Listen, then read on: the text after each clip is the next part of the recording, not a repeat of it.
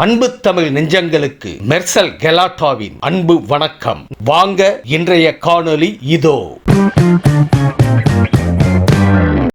வணக்கம். மகிழ்ச்சியோட ஒரு புது எனர்ஜியோட உங்கள் முன்னாடி நிற்கிறேன். டீலிமிட்டேஷன் கருப்பு சட்டத்துக்கு எதிரான நம்ம போராட்டம் வெற்றி பெற்றிருக்கு. இந்த ஆபத்தை ஒரு வருஷத்துக்கு முன்பே அறிந்து இந்த வெற்றியை பெறுவதற்கான எல்லா பணியையும் அப்போவே நாம் தொடங்கணும். மாநில முதல்வர்கள், எதிர்க்கட்சி தலைவர்கள் ஒருங்கிணைப்பு கூட்டம் தொடங்கி நேற்று முன்தினம் கருப்பு கொடி ஏற்றி கருப்பு சட்ட நகலை கொளுத்தின. அதுவே நேற்று திண்டுக்கல்ல வெற்றிக்கான வெடியை கொளுத்தின. தீ பரவட்டும்னு சொன்னேன். அது பார்லிமெண்ட் வரை பற்றிக்கிச்சு. 50-60களை பார்த்த பழைய திமுகவை பார்க்க வேண்டி வரும்னு எச்சரித்தேன். அப்படின்னா என்ன என்று கேட்ட சில அரைவேக்காடுகளுக்கு இதாண்டா திமுக பாருங்கள் என்று நேற்று ஸ்ட்ராங்காக காட்டியிருக்கிறோம். தொகுதி மறுவரையறை என்ற பேரில் முழுக்க பாஜகவுக்கு சாதகமாக கொண்டு வரப்பட்ட கருப்பு சட்டத்தை நாடாளுமன்றத்தில் தோற்கடித்த எல்லாருக்கும் தமிழ்நாட்டு முதலமைச்சராக என்னுடைய நன்றி நன்றி நன்றி.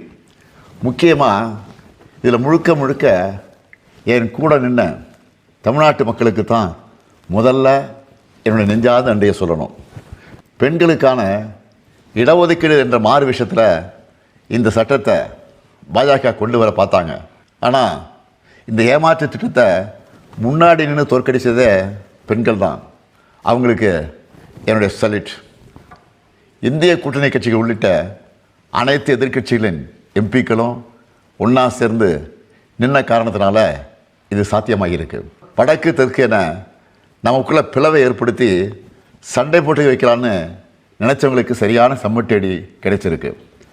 12 ஆண்டுகளில் முதல் முறையாக பிரதமர் மோடி அரசு கொண்டு வந்த அரசியலமைப்பு சட்டத்திருத்த மசோதா தோல்வியடைஞ்சிருக்கு. இது தொடக்கம்தான். பாஜக இனி நாடு முழுக்க பெறப்போகிற தோல்விக்கான தொடக்கம் இது. எதிர்க்கட்சிகளின் ஒற்றுமைகளுக்கான தொடக்கம் இது. நாம் ஒன்றுபட்டால் வெற்றி உறுதி என நான் தொடர்ந்து சொல்லி வந்தேன். அது உண்மை என காட்டியிருக்கும் தொடக்கம் இது. இந்த நேரத்தில் நேற்று நாடாளுமன்றத்திலையும் மக்கள் மன்றத்திலையும் பெண்கள் இடஒதுக்கீட்டுக்கும் இந்த மசோதாவுக்கும் எந்த சம்மந்தமும் இல்லை. இது ஒரு தேசவிரோத சட்டம், இதை அனுமதிக்க மாட்டோம், இதை எல்லோரும் சேர்ந்து தோற்கடிப்போம் என தெளிவான உணர்வுகளை வெளிப்படுத்தின மக்களவை எதிர்க்கட்சி தலைவர் அன்பு சகோதரர் ராகுல் காந்தி அவர்களுக்கும், காங்கிரஸ் நாடாளுமன்ற கட்சித் தலைவர் அம்மையார் சோனியா காந்தி அவர்களுக்கும், காங்கிரஸ் பேரியக்கத்தினுடைய தலைவர் திரு மல்லிகார்ஜுன் கார்கே ஆகியோருக்கும் என்னுடைய நன்றியை தெரிவிச்சுக்கிறேன். காங்கிரஸ் மட்டுமல்ல, திரிணாமுல் காங்கிரஸ் கட்சி தலைவர் அருமை சகோதரி மமதா பானர்ஜி, உத்தரப்பிரதேசத்தின் ஒளிவிளக்கு சகோதரர் அகிலேஷ், ஆம் ஆத்மி கட்சி தலைவர் அரவிந்த் கெஜ்ரிவால், ராஷ்ட்ரிய ஜனதா செயல் தலைவர் தேஜஸ்வி, தேசியவாத காங்கிரஸ் செயல் தலைவர் சுப்ரியா சுரே, பிஜு ஜனதா தலைவர் நவீன் பட்நாயக், ஜார்க்கண்ட் முக்தி மோர்ச்சா தலைவர் ஹேமந்த் சோரன், ஜம்மு காஷ்மீர் தேசிய மாநாட்டு கட்சி தலைவர் ஃபருக் அப்துல்லா, சிவசேனா தலைவர் உத்தவ் தாக்கரே, இந்திய கம்யூனிஸ்ட் கட்சியுடைய பொதுச் செயலாளர் சகோதரர் டி ராஜா, மார்க்சிஸ்ட் கம்யூனிஸ்ட் கட்சியுடைய பொதுச் செயலாளர் எம்ஏ பேபி, பிஆர்எஸ் கட்சி தலைவர் கே சந்திரசேகர் ராவ், சிரோமணி அகாலிதள தலைவர் சுக்பீர் சிங் பாதல் ஆகிய தேசிய தலைவர்களுக்கும் என்னுடைய நன்றிகள். அதுவும் தொடக்கத்திலிருந்தே இந்த முயற்சியில் என்னுடைய கரங்களை வலுப்படுத்தின நம்முடைய திராவிட உடன்பிறப்புகளான தோழர் பினராயி விஜயன், சகோதரர் ரேவந்த் ரெட்டி, மரியாதைக்குரிய சித்தராமையா, நண்பர் டி.கே. சிவகுமார் ஆகியோருக்கும், தமிழ்நாட்டில் இருக்க நம்முடைய கொள்கை தோழமைகளான மதச்சார்பற்ற முற்போக்கு கூட்டணி கட்சி தலைவர் அனைவருக்கும் என்னுடைய நன்றிகள். இப்போ நாம் பெற்றிருப்பது பாதி வெற்றி தான். 2001ஆம் ஆண்டில் செஞ்ச மாதிரியே இப்போது அடுத்த 25 ஆண்டுகளுக்கு, அதாவது 2051 வரை தொகுதி எண்ணிக்கையை மறுவரையறை செய்கிறத தள்ளி வைக்க அரசியலமைப்பு சட்டம் திருத்தம் கொண்டு வரணும். அது மட்டுமல்ல, பெண்களோட இடஒதுக்கீட்டுக்காக 2023ஆம் ஆண்டே நாம் ஆதரித்து நிறைவேற்றின சட்டத்தை எந்த நிபந்தனையும் இல்லாமல் பாஜக அரசு உடனடியாக இப்போ இருக்கிற உறுப்பினர் எண்ணிக்கைக்கே அமல்படுத்துகிறோம். அதுதான் முழு வெற்றியாக அமையும்.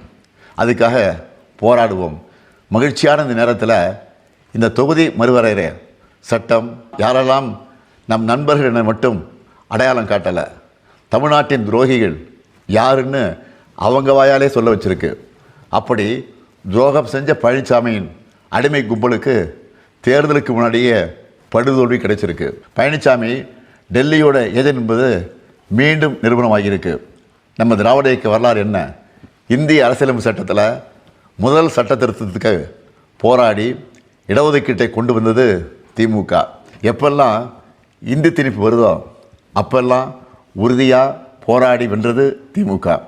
அதே மாதிரி தான் நேற்று தமிழ்நாட்டோட உரிமைகளை பிரதிநிதித்துவத்தை தடுக்க நினைச்சதை போராடி வென்றதுக்கு திமுக. இந்தியாவே இன்றைக்கி திராவிட முன்னேற்ற கழகத்தை பற்றி உயர்வாக பேசுது. நம் வெற்றிகள் தொடரும். தமிழ்நாட்டு மக்களை சொந்த நாட்டிலேயே அகதிகளாக்க பார்த்த பாஜகவுக்கும் அவர்களுடைய ஏவல் அடிமைகளான அதிமுகவுக்கும் 2026 சட்டமன்ற தேர்தலில் மறக்கவே முடியாத மாபெரும் தோல்வியை கொடுப்போம். வெல்வோம் ஒன்றாக. நன்றி, வணக்கம்.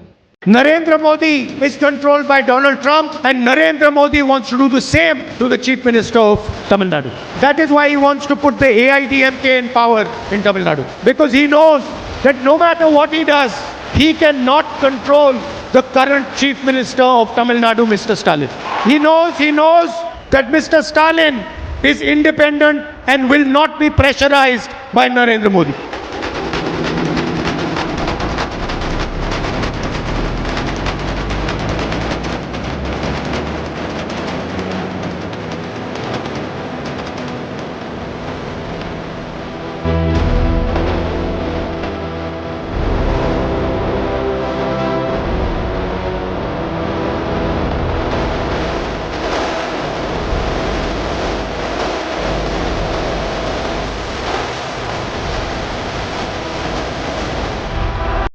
நம்ம கேட்குற நிதியை கொடுக்குறாங்களா?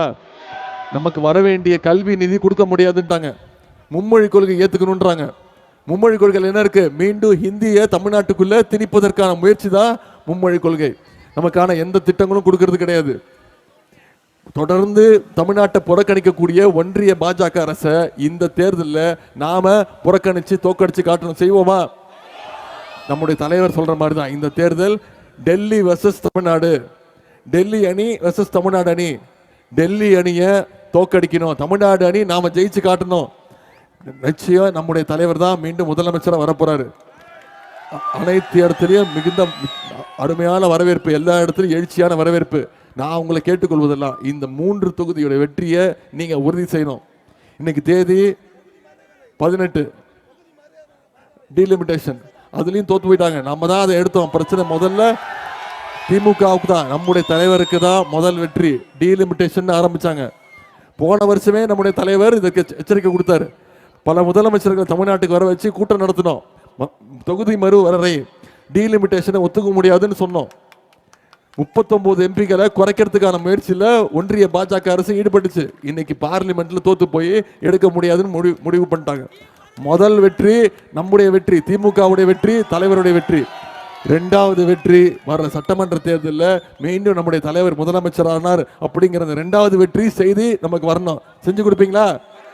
இன்னைக்கு தேதி 18, தேர்தல் நாள் 23, இன்னும் 5 நாட்கள் இருக்கு. நீங்க அத்தனை பேரும் உதயசூரிய சின்னத்திலையும் கை சின்னத்திலையும் வாக்களிக்கணும் முடிவு பண்ணிட்டீங்கல்ல?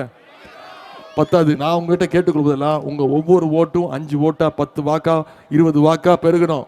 நீங்க ஒவ்வொருத்தரும் அடுத்த 5 நாள் யார் யாரெல்லாம் சந்திக்கிறீங்களோ உங்க வீட்டில் இருக்க உங்க தெருவில் இருக்கக்கூடிய அனைத்து வீடுகளுக்கும் போங்க. அனைத்து வாக்காளர்களையும் சந்திச்சு உதயசூரிய சின்னத்துக்கு வாக்கு கேளுங்க, கை சின்னத்துக்கு வாக்கு கேளுங்க. நம்முடைய ஆட்சி 5 வருஷம் என்ன பண்ணியிருக்கோங்கிறத சொல்லுங்க. மீண்டும் ஆட்சிக்கு வந்தா என்ன பண்ணுவோங்கிறத சொல்லுங்க. முக்கியமா சங்கி கூட்டத்தையும் அடிமை கூட்டத்தையும் தமிழ்நாட்டுக்குள்ள உள்ள விட்டுறக்கூடாதுங்கிறத அந்த பிரச்சாரத்தை செஞ்சீங்கன்னா நிச்சயம் இந்த 3 தொகுதிகளையும் மிகப்பெரிய வாக்கு வித்தியாசத்தில் வெற்றி பெற போவது உறுதி. முக்கியமா மொடக்குறிச்சி தொகுதியில திரு செந்தில்நாதன் அவர்களுக்கு உதயசூரியன் சின்னம். ஈரோடு மேற்கு தொகுதியில் அமைச்சர் முத்துசாமி அவர்களுக்கு உதயசூரியன் சின்னம். ஈரோடு கிழக்கில் திரு கோபிநாத் பழனியப்பன் அவர்களுக்கு கை சின்னத்தில் வாக்களித்து மிகப்பெரிய வெற்றியை உறுதி செய்வீங்க, செஞ்சு கொடுப்பீங்களா? உங்களை எல்லாம் அன்போடு கேட்கிறேன், பண்போடு கேட்கிறேன், பாசத்தோடு கேட்கிறேன், உரிமையோடு கேட்கிறேன், உங்க வீட்டு பிள்ளையாக இருந்து கேட்கிறேன், தலைவருடைய மகனாக இருந்து கேட்கிறேன், இன்னும் பெருமையா பூரிப்பா சொல்லணும்னா டாக்டர் கலைஞருடைய பேரனாக இருந்து கேட்கிறேன். உதயசூரியன் சின்னத்திற்கும் கை சின்னத்திற்கும் வாக்களித்து மிகப்பெரிய வாக்கு வித்தியாசத்தை ஜெயிக்க வைங்க. உங்களுடைய அன்புக்கும் வரவேற்புக்கும் நன்றி நன்றி நன்றி.